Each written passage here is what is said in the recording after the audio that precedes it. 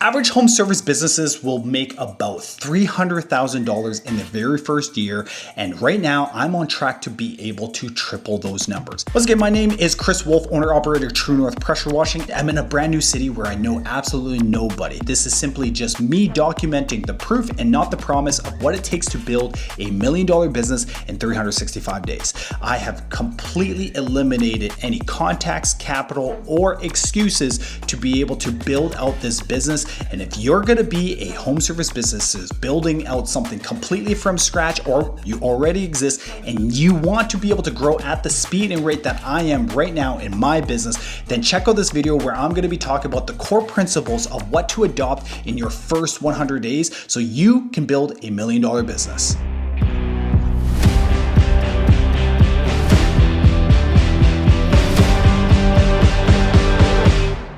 The first thing you need to do to build a $1 million business is to dial in your offer. You need to be able to have a product, a service, and or an idea of something that the marketplace is in demand for. You cannot just say, hey, this is this cool, unique, super unrealistic idea that I just came up with while having a shower thought. And guess what? If I build it, it's like Noah's Ark. You build it, they will show. That is not what's gonna happen. You need to come up with an exact product or service and or an idea of what a demand that already exists in the marketplace.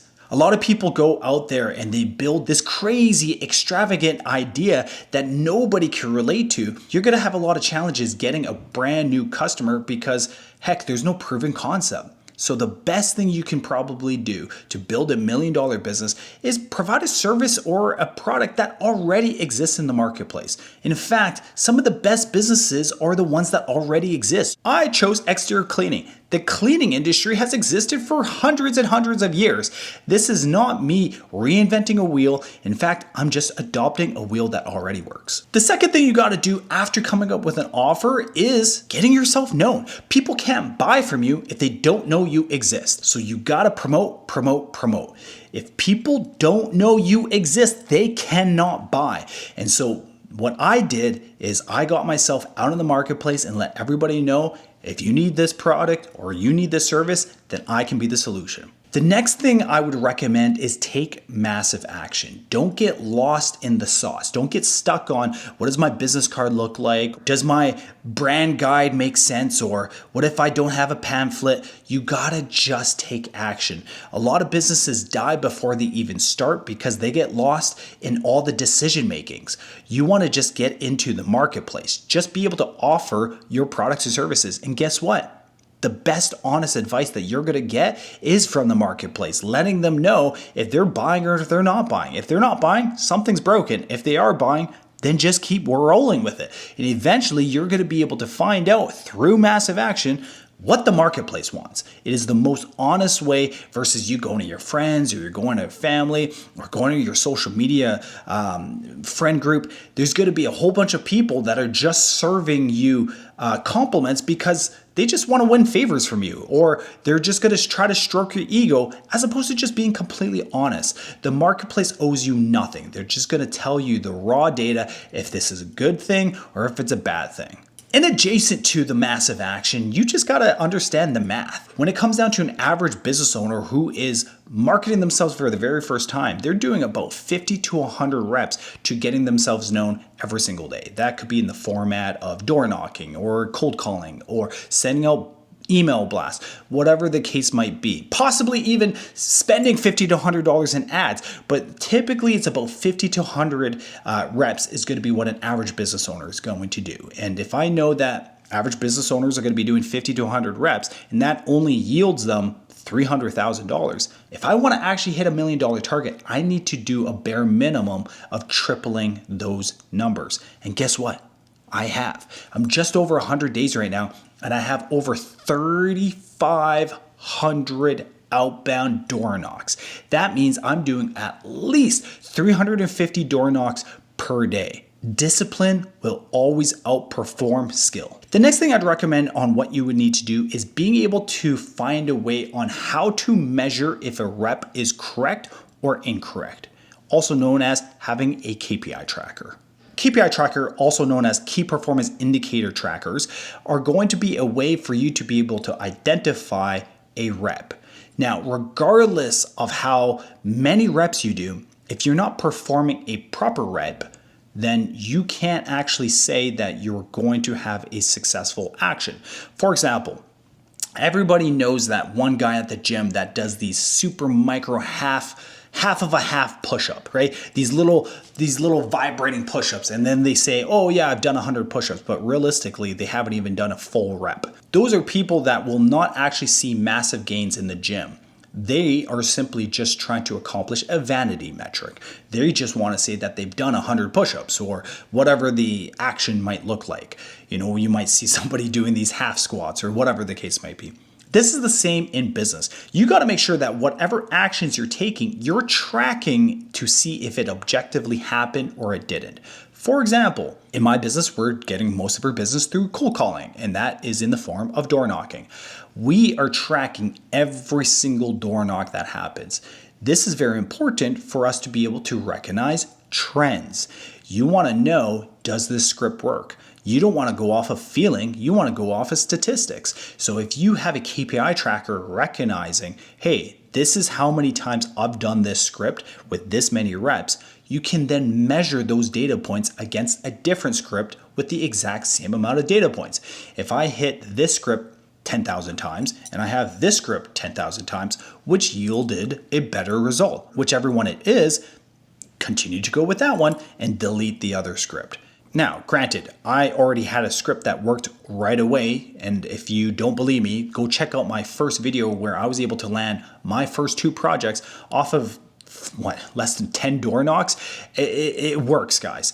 And if this is something that you're interested in terms of what it takes to be able to build a script, leave a comment down below if you guys want me to go over my script or what it takes to build a script. The next thing after having your KPI tracker is be able to have a goal. There's no point in tracking a number if you don't even have a target that you want to track that number for. So we always had a bare minimum inside our business of 100 door knocks per day minimum. One of the most deceptive things in business is not having a KPI tracker, because you will always be doing these micro adjustments and constantly keep changing the business.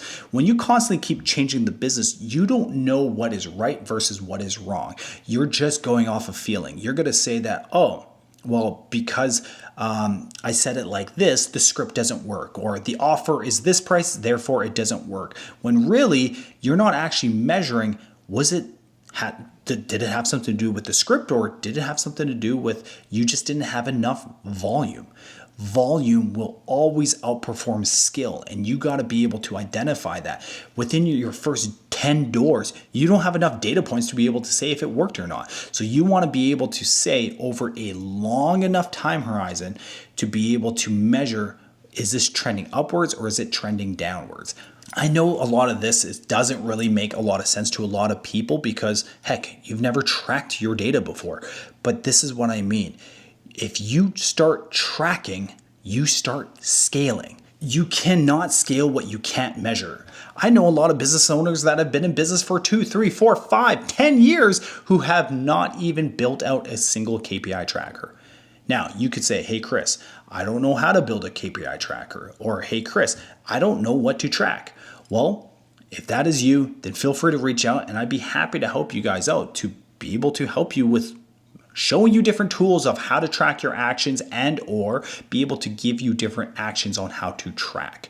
A lot of things that a lot of business owners have is a little bit more ambiguous than what, say, checking your weight or how much can I bench press. But I promise you, if you're in business, it can be tracked. And the last thing, which I would argue is probably the most important thing in business, is just being very careful with who your surrounding is. Now, everybody says you're a reflection of the 5 closest people to you. I don't believe that. I believe you're a reflection of the 5 people that you're trying to impress. So, if you're trying to impress lowlifes or people who don't own a business or people who don't know what it takes to grow and scale $1 million business, then you probably will amount the same amount of activities as those individuals. But what it takes to be a millionaire is probably doing more than what others won't do so you can have what others don't have. And in this case, that might mean doing triple the amount of actions. If the average business owner is doing anywhere between 50 to 100 outbounds, then that means I need to triple my activity. If I need to triple my activity, that probably means I need to spend more of my day by doing those reps. In some instances, a lot of people can't afford doing that many reps because they just don't have it in their day, unless you avoided the distractions. So as you can see, literally right in front of me is a Yeti bottle. This is by design. I didn't just put this here by accident. It's not just because it's my mic holder today. Be a Yeti bottle. You can have the coldest, icest water inside your Yeti bottle, and you can have the most hottest day on the outside, which won't even affect the ice inside my bottle. Why? Because there is space that is separating between the ice inside my bottle and the heat on the outside. There is literally an air pocket between the lining of the inside of the bottle and the outside of the bottle. And therefore, it's not affecting what's inside my bottle. That is the same thing if this is hot water and this is a hot steaming cup of coffee inside my bottle. I could throw this into the Arctic and my coffee inside would stay warm because of that air pocket. And this is an analogy for life. If you don't have space between the people in your life that are obstructing you from your goals, from people anchoring you from your highest potential, from people that are constantly being obstructions between you and your senior goal, then you're gonna just amount to the same thing they are. Just like if you've seen those videos where you throw that hot boiling water up in the Arctic air and it turns into snow. You're gonna become your surrounding. You're going to reflect your environment. Or you can create space in between you and the others, and therefore you just focus on what you are doing. You're just focusing on your goals. You're focusing on what you need to accomplish. This is exactly what a Yeti bottle does. So, my best advice is just be very intentional with who's in your life because it is so easy to get distracted. Be a freaking Yeti bottle. If you guys have any questions of what it takes for me to be able to build my business to where I am right now, or if you have any advice for me to be able to build up my business, then reach out, comment, subscribe, like, let the overlords of the YouTube algorithm know that you exist and that you enjoy my content. Other than that, be great because nothing else pays. Peace.